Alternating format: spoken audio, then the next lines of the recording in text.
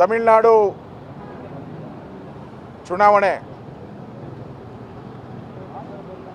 ಚಿತ್ರನಟ ವಿಜಯ್ ಒಂಥರ ಸಡನ್ನಾಗಿ ಬ್ಲ್ಯಾಕ್ ಆರ್ಸ್ ಥರ ಬಂದ್ಬಿಟ್ಟಿದ್ದಾರೆ. ಆದರೆ ಮೆಜಾರಿಟಿ ಸಿಕ್ಕಿಲ್ಲ.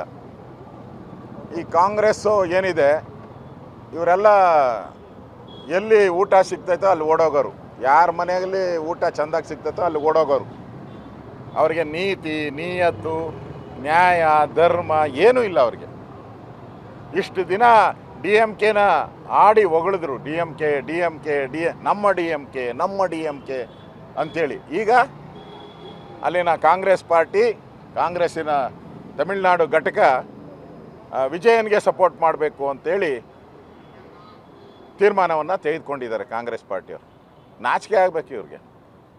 INDA ಮೊದಲೇ ಇತ್ತಲ್ಲ, ಅದು ಇಂಡಿ ಒಕ್ಕೂಟ, ಅದು ಒಂಥರ ಕಳ್ಳರ ಒಕ್ಕೂಟ ಇದ್ದಂಗೆ. ಈ ಕಳ್ತನ ಗೊತ್ತಾಯ್ತಲ್ಲ, ಯಾರ್ಯಾರು ಎಗರ್ತಾರೆ ಅಂತ ಗೊತ್ತಾಯ್ತಲ್ಲ. ಅದರಿಂದ ಇಲ್ಲಿ ಕಾಂಗ್ರೆಸ್ ಅವ್ರನ್ನ ನಂಬೇಡಿ ಅಂತ ಭಾಳ ದಿನದಿಂದ ನರೇಂದ್ರ ಮೋದಿಯವರು ಹೇಳ್ತಾ ಇದ್ದಾರೆ.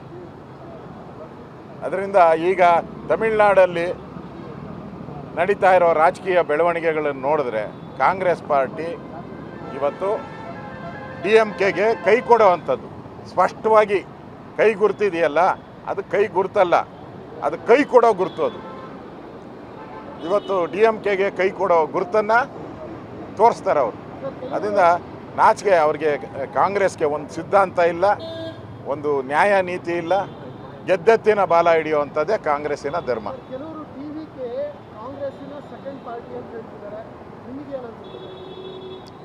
ಅವರು ಯಾವ ಪಾರ್ಟಿ ಇಂತೂ ನಮಗೂ ಗೊತ್ತಿಲ್ಲ, ಸೆಕೆಂಡೋ ಥರ್ಡೋ ಫೋರ್ತೋ.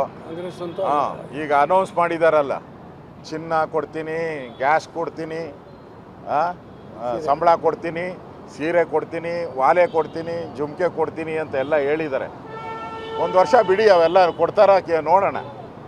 ಆಮೇಲೆ ಫಸ್ಟು ಸರ್ಕಾರ ಮಾಡಬೇಕಲ್ಲ, ಸರ್ಕಾರಕ್ಕೆ ಅವ್ರಿಗೆ ಬೆಂಬಲ ಎಲ್ಲಿಂದ ಬರುತ್ತೆ, ಕಾಂಗ್ರೆಸ್ ಅವರು ಯಾವ ರೀತಿ ಅವ್ರಿಗೆ ಬೆಂಬಲ ಮಾಡ್ತಾರೆ, ಇದೆಲ್ಲ ನೋಡೋಣ. ಅದಾದಮೇಲೆ ಅದಕ್ಕೆ ರಿಯಾಕ್ಷನ್ ಮಾಡ್ತೀರಿ ನಾವು.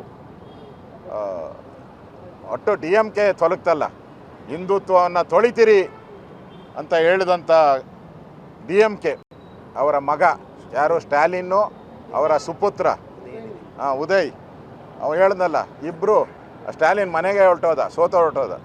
ಹಿಂದುತ್ವದ ವಿಚಾರಕ್ಕೆ ಬಂದರೆ ಯಾವ ಗತಿ ಆಗ್ತೈತೆ ನಿಮಗೆ ಅಂತೇಳಿ ತಮಿಳುನಾಡು ಜನ ತೋರಿಸಿದ್ದಾರೆ. ಹಿಂದುತ್ವದ ವಿಚಾರ ಕೆಣಕಿದ್ರೆ ನಿಮ್ಗೆ ಯಾವ ನಾಯಿಪಾಡು ಇಲ್ಲ, ನಾಯಿಪಾಡು ಥರ ನಿಮ್ಮನ್ನು ಮಾಡಿದ್ದಾರೆ ಇವತ್ತು. ಅದಕ್ಕೆ ಎಚ್ಚರಿಕೆ. ಇನ್ಮೇಲೆ ಹಿಂದೂ ವಿಚಾರದ ಬಗ್ಗೆ ಮಾತಾಡಿದ್ರೆ ಇದೇ ಗತಿ. ಯಾರ್ಯಾರು ಮಾತಾಡ್ತಾರೋ ಅವರೆಲ್ಲರಿಗೂ ಇದೇ ಗತಿ, ಸ್ಟ್ಯಾಲಿನ್ನೇ ಗತಿ.